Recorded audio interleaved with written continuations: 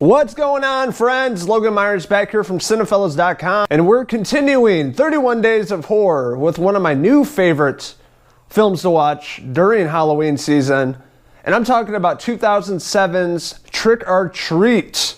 Trick or Treat, smell my feet. The film came out in 2007, directed and written by Michael Dougherty.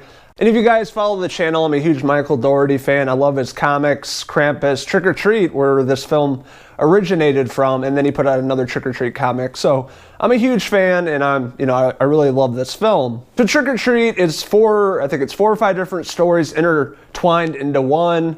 The film starts out like a comic. It has all the pages and all the oranges and blacks for Halloween. A really cool intro to the film, just like the comics. And it was kind of cool the way that it was filmed. The beginning of the movie is actually the end of the movie.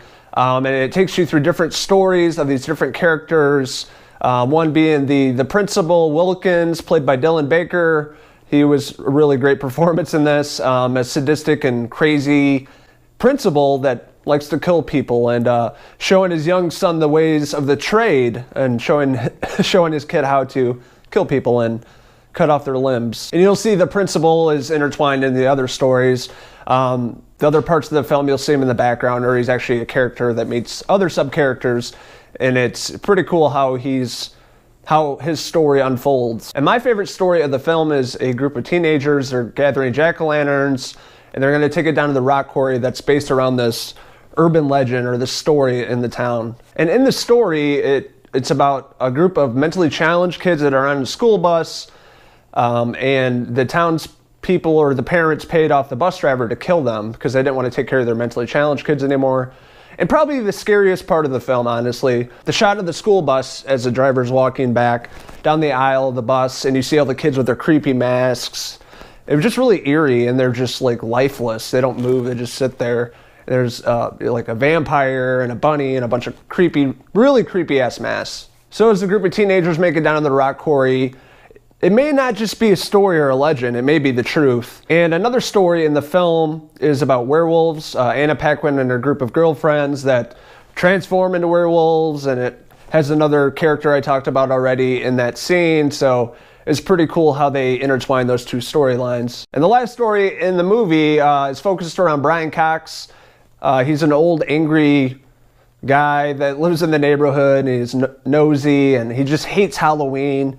And we finally figure out why he hates Halloween with all the stories intertwined and all the stories coming together into the final part of the movie. And then finally we get to meet the iconic, the newest iconic horror icon, Sam.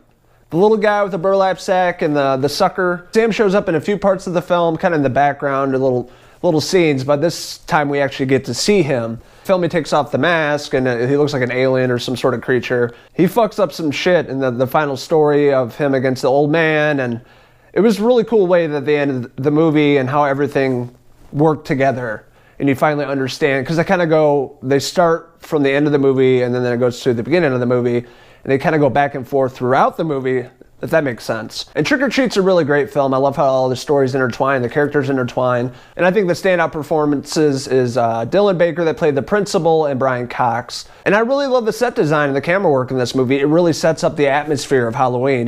Growing up as a kid to go trick-or-treating and all the festivals and parties going on. It really captured that atmosphere perfectly, and it's a perfect movie to watch during Halloween. Even if you're sitting at home, you can still feel like you're trick-or-treating. Overall, I'm going to give Michael Dougherty's Trick or Treat a 5 out of 5 suckers. So what do you guys think? Have you guys seen it? Have you read the comics like me? What do you like more, the movie or the comic? Do you like both? Have you not seen it? Let us know in the comments below. And don't forget to hit subscribe. This is Logan Myers signing out from the Magic School Bus. Until next time, cheese!